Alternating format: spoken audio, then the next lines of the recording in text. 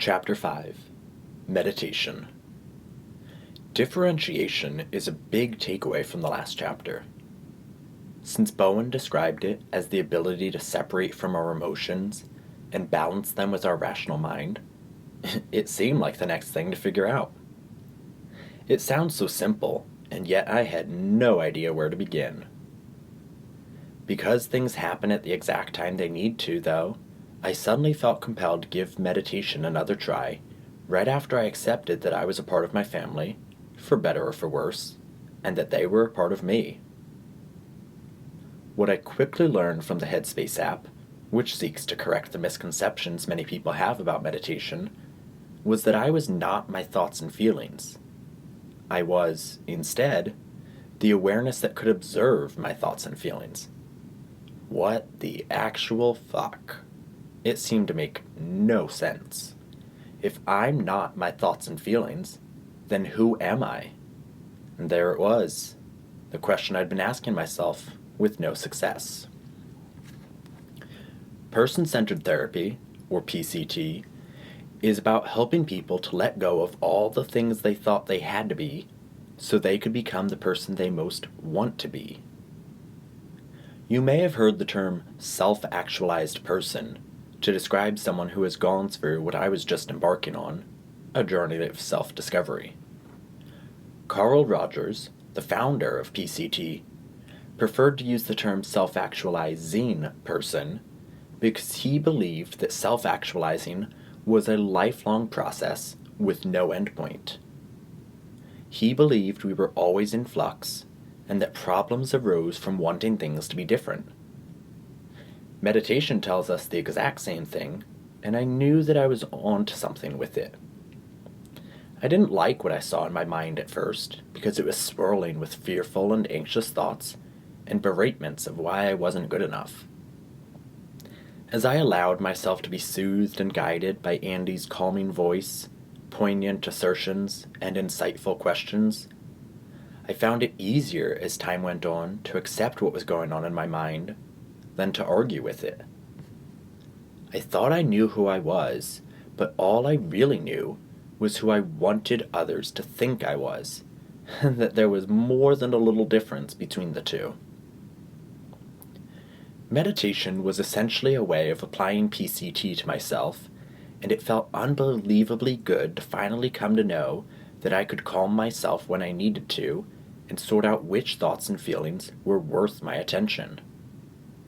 As we'll see in the next chapter, PCT works because the therapist provides the right conditions for a person to find the courage and compassion to look inward and come to terms with whatever they find. The therapist's acceptance of their own self helps them to accept the client, and the client becomes better able to accept themselves. If you read Tiny Beautiful Things by Cheryl Strayed, you'll see what it looks like to have someone else offer the compassion, honesty, and acceptance that are characteristic of PCT. You'll also almost certainly learn a thing or two about yourself and pain you need to let go of in reading it. If you read White Hot Truth by Danielle Laporte, you'll see what it looks like to apply PCT to yourself. Danielle refers to herself as a seeker of truth and light, an important distinction she makes from being a spiritual teacher, and she shares with readers the influences she's adopted, the effect they had on her as she attempted to figure out who she was in life, and what felt right for her. The fact of the matter is, this journey looks different for everyone. Someone who inspires you shows you their influences, and you look into some of them to find that some of them resonate with you, and others don't. However, those new influences will point you in the direction of other influences, and from there, you'll again decide which do and don't feel right to you, and you keep going, keep learning, until you know, with conviction, what does and does not work for you. There are too many self-help books that take a one-size-fits-all approach, so I wanted to be sure to not make that mistake with this one. You'll see my influences listed in every chapter, and find that some of them are more appealing to you than others. that's okay. We're all different, and we're all going to feel differently about the different approaches here, and that's the way it's supposed to be. However, I think it is also worth recognizing that the self-help industry has become a $3.7 trillion industry, so there's obviously room for people with bad information and or intentions to show up and take advantage of others' vulnerability. I'm not here to call out the people who I think are in it for the wrong reasons. What I will do instead is shine a light on people who I think are the real deal. These are people who know themselves. They've seen some shit, they grew, and they understand how to help others to hold true to themselves as they grow into whoever they will become. Carl Rogers discusses clients' experiences of finding out that they're allowed to be unique and complex and hard to understand and inconsistent, but natural and loving this about themselves. When Danielle talked about the same thing in different words, I knew that she operated from a worldview that really worked.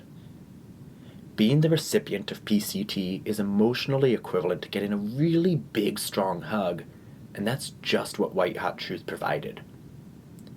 Reading it, I felt that I was loved enough to let myself be imperfect and be tired and angry and sad and overwhelmed and passionate and joyous and assured. I felt things I'd never felt as fully before when I read Tiny Beautiful Things, and in reacting to others' pain, I became better able to recognize my own pain that I'd been ignoring or altogether rejecting. The people who belong in the self-help field are the ones whose help makes you feel more like yourself. This is the criteria worth holding your spiritual guides to as you begin to drop pretense and should and simply be who you are. For the first time in my life, I was becoming aware of the interrelatedness of my body and my mind, and I truly felt emotions. It was at times a surprising discovery to learn that I carry anxiety in my abdomen and stress in my jaw and the back of my neck, down to that spot right between the shoulder blades that's so hard to get. I feel sadness in my face, my throat, and my chest. And joy comes from my chest too, but it feels warmer, more active, like it wants to go somewhere, which is often down my arms and out my hands in either the form of food or writing. These are experiences I assume I've had my whole life and yet never fully recognized before. I would feel something in my stomach and reflexively label it anxiety, but I didn't want to feel anxious, so I looked for other evidence for my anxiety or reasons to warrant feeling so anxious, and before I knew it, I'd caused the anxiety I thought I felt. It was a pattern I'd fallen into, and each time I'd argue with it or try to overpower it with reason, inevitably intensifying it and dragging it out. Learning about PCT and meditation taught me that what I was struggling with accepting what is, and that I was still being the control freak I thought I'd stopped being already. Allowing myself to get the feeling over with enabled the less enjoyable ones to pass through me so that I could feel the next thing, which could be a very good thing. What I'm learning, what I'm coming to know more and more each day, is that there is not a single answer to the question, who am I? I am not one thing, nor should I want to be. I am a multitude of things, and I love that. Even innocuous things that you wouldn't expect can help you to discover another answer to the question. I've always loved fiction because it helps me to identify with parts or the entirety of a fictional character, and therefore identify parts of myself. From reading, I have determined that I would be a Ravenclaw, wit beyond measure is man's greatest treasure, that I would not do well in the Hunger Games, and that the 26-year-old version of me was better able to feel compassion for Holden Caulfield than the 16-year-old version of me could. I felt so strongly for Baby Dory when she got separated from her parents in the first 10 minutes of the movie, and I was in tears when Randall held his dying father in This Is Us. Each time that I connect with a fictional character or a situation, I learn something new about myself and find a slew of new questions to ask that will lead me to know myself even better. I was not raised in a home that knew how to process emotion. It wasn't until after I moved out to go to college that I first heard the stereotype about how repressed Irish Catholics are, and though it didn't at first, it eventually made me feel less guilty about not being able to fully experience emotions or accept myself for the perfectly flawed person that I am. I learned how to identify the feelings I carried with me from childhood, and I allowed myself to feel them in all their discomfort so that I could be free of them. I can look at my family differently now, and where I once felt I was unwelcome, I found that we do, in fact, belong to each other. I found inside of me the love and belonging I kept lamenting not getting from my family, and only then was I able to see the beauty in what it means to be a family, to be a part of my family. I didn't like the experience for a long time, but once I realized that I wouldn't be the person I am today if I'd had the childhood I wanted, I knew that I wouldn't change a thing about it. And, for the record, that's a kind of self-acceptance I thought I would never experience. We hear all about self-love and loving our pain and our fears and all that jazz. It sounds silly at times, or straight up like denial, but it really means something to learn to love all the different parts of ourselves. Now, love has become somewhat watered down by people who say they love everything. I love tacos, or I love Channing Tatum, or I'm so in love with this new barista at my local coffee shop, you have no idea. Love is essentially a complete compassionate acceptance and appreciation of what is, with no desire to change or control it. Now, using that definition, we might still be able to accurately say that we love tacos. I mean, how could you not? But overall, we're not always accepting and appreciating the things and people we say we love, including ourselves. It's an interesting paradox that both Carl Rogers and Danielle write about, that lovingly accepting ourselves for who we are is the only way to create change in our lives. If you resist what is, or cast away or deny parts of yourself that you don't like, they remain a part of you. Danielle also remarks that you have to love the you that you outgrew. The process of becoming makes you who you are. Who I was at 18 was a stage of my life I'm glad I'll never have to return to because of how scared and falsely certain I was of almost everything back then.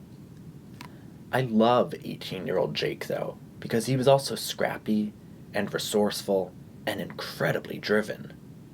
He didn't like himself or his circumstances, and he did what he had to do to move his life in a, hopefully, positive direction. When I love every part of myself, especially the parts that are harder to love, that's real, real love. And we all deserve that kind of self-love. There are certain parts of yourself that you can change if you accept them about yourself, and other things that will always be a part of you, no matter what. How you feel about those things changes everything, though. Loving is not genuine when it's used to get something. If you're black, no amount of self-love is going to change that. And the same holds true if you're LGBTQ. Self-love isn't self-love when you wish the color of your skin or your sexual orientation or expressed or biological gender were different.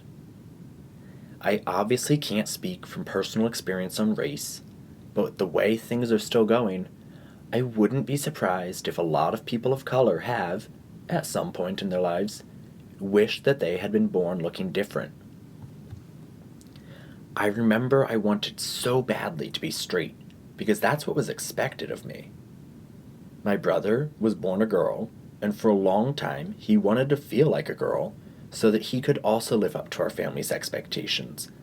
But eventually, we had to accept that what others wanted us to be wasn't who we were, and we took ownership of our respective truths. Pride parades exist because of the struggle LGBTQ people go through to become the people they are meant to be, and black people who have lovingly accepted the color of their skin are proud to be black because they've overcome the self-hate they were taught to feel by people who think less of them for the color of their skin. In these cases, self-love isn't about changing your truth, but seeing the beauty in it and realizing that other people's opinions of you don't matter nearly as much as your own. These things don't happen overnight.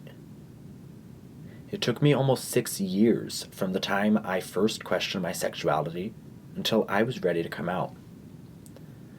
I thought that when I began the journey of self-discovery I'm on now, that it would take a few months and then I'd know who I was. There are still parts of myself that I find it hard to love and people I'm still working to forgive.